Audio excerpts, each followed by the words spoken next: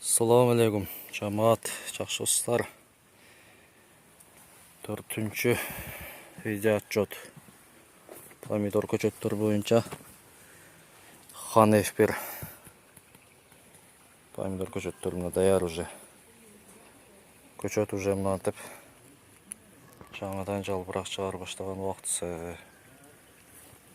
Мындай жетканда егішке почти даяр болып қалды.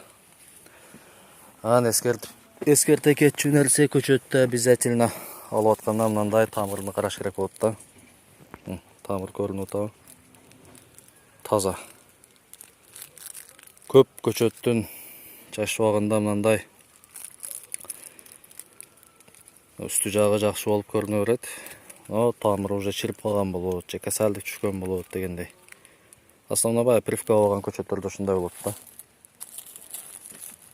Так, бұл жағы Xan F1 полный көчөттөрүбүз. Xan F1 көчөтү. Кадамжай району, Баткен областы. Өрүзөр айылындабыз. Бүгүн Нал бадырыңдарды жерге отургузуп атабыз.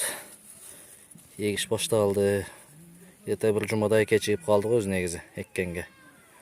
Жакшы элем. İştese болот мындан биягыда.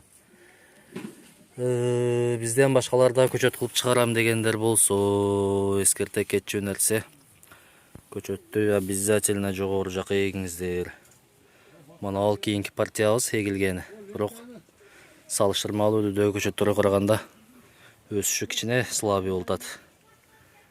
Салыштырмалуу разницасы ошондой. Эгиздикте кышты күнү эмес жакшыраак болот экен амалы. Көчөттүн өсүшү. Так, бул жак Xan F1, мына ал. Бияктар Ладжейн. Бел экспертке Ладжейн дагы эккенбиз. Булар дагы жакшы азырынча. Пока көчөттө айып жок. Ладжейн дагы мындай кылып көрсөтөбүз тамырларыны. Даяр болуп калган булар дагы. Дагы бир суудан кийин эккенге булар да даяр болот, жакшы болот болсо. Шол тугандар, көрүп аткандар колдоп, кубаттап турабыз.